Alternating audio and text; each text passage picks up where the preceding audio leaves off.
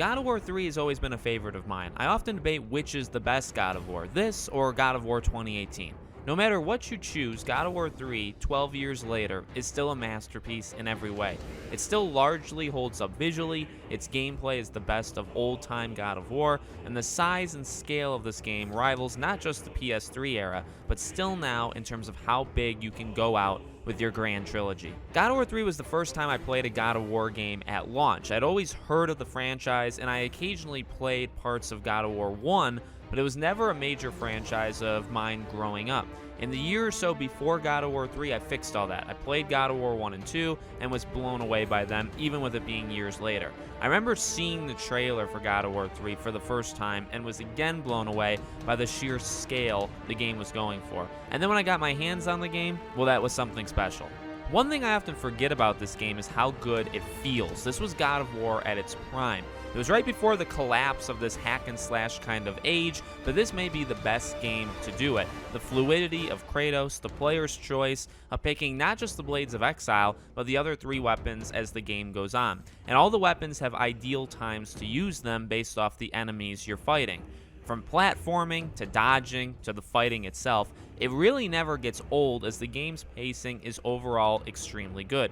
You're constantly getting new enemies to fight, waves of enemies are spaced out where they aren't annoying, boss battles are sprinkled in and are spectacular in every way, and again the spacing of giving us new weapons to use are perfect, and these weapons fully powered up feel excellent.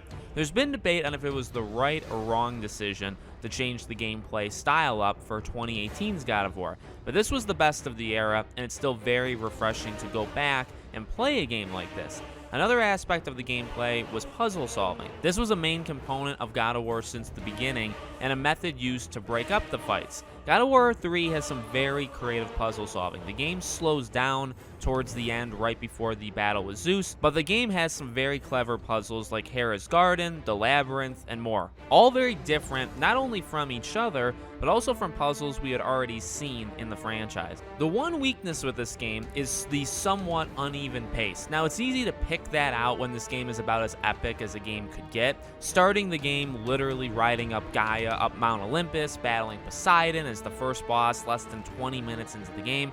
It's not very easy to follow that. But weirdly enough, I'm not talking about the moments right after. This game, for about 80% of it, is about as perfect as you can get from a pacing perspective. You have the waves of enemies when needed, new enemy variants are being added at just the right time, you have this incredible sense of scale, especially in the beginning. Puzzles break up the intense moments, they're creative, and they don't weaken the game in any way. However, it's right after Hercules that this game slows down to a crawl, and I'm not really sure why. The Labyrinth section is very, very long. The Scorpion boss, while good, doesn't come close to the scale of any of the other bosses. There's an overuse of puzzles and waves of enemies just to do it. Now, I understand why it's like this. A key part of the last few hours of this game is Pandora. She really isn't featured almost at all until the last 20% of the game, and her impact on Kratos is key for the end of the game. So you have to focus quite heavily on that, and at this point of the game, all the gods are basically dead, Zeus is really the only one left, and there's no huge bosses to up the scale, and the epicness has worn off a bit.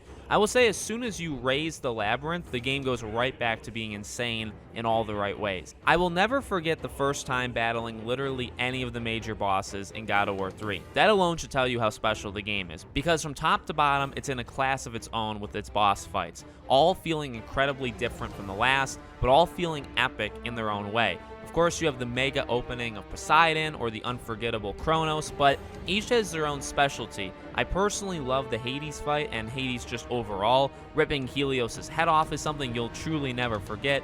Hercules, although much later in the game and smaller in scale, still proves to be an awesome fight. And then there's Zeus, multi-layered and years in the making. It's an incredible fight broken up into segments resulting in Gaia's death, Zeus' death multiple times, and a trip down memory lane for Kratos wrapping up his arc. This was the standard at the time it came out. In fact, I remember playing this for the first time and thinking, no game even comes close to this.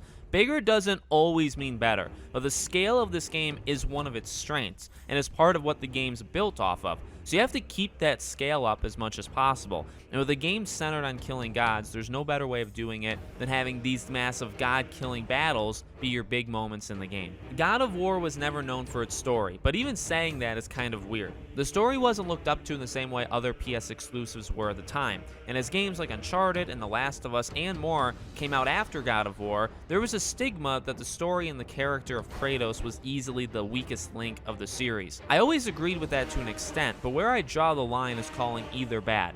It's a simple revenge story. Kratos is out for blood, and he will literally go through anyone to get to Zeus, and ultimately kill him.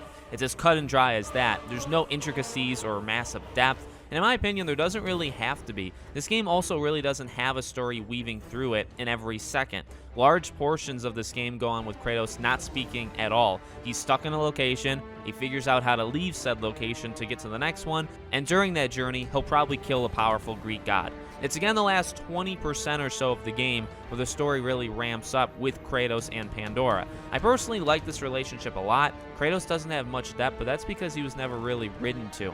I will say having the previous games and then most of this game having Kratos be a mindless god slayer and then switching the tone of the last few hours of the game, that was definitely weird, but I liked it. I like Kratos and Pandora's relationship and his arc of doing anything he needs to do to kill Zeus, but then deciding he doesn't want to lose her. It happens in a very short time, but I do like it. And although the concept of hope being the power to kill Zeus has been mocked since the game released, I like the concept and like the developers tying up why Zeus was the way he was and finishing the story that started all the way back with the original God of War.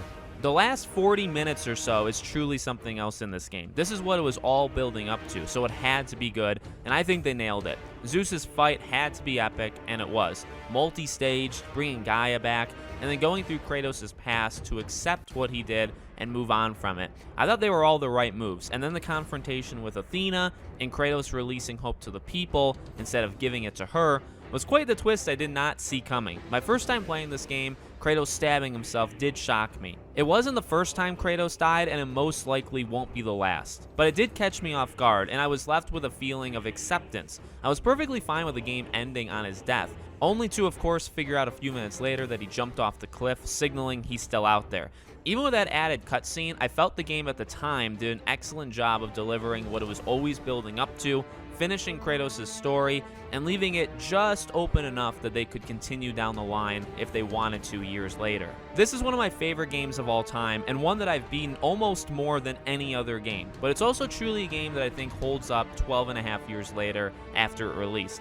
It set the bar for visuals at the time, and although they're a little dated now, they still hold up remarkably well. The scale of this game is truly on another level that I don't know if any other game has reached. And this was also them firing at all cylinders from the gameplay perspective. This game feels really good to play, while the quick time events don't even get in the way of watching the action unfold. The story and characters are subtle but good, the music is excellent and pulls everything together.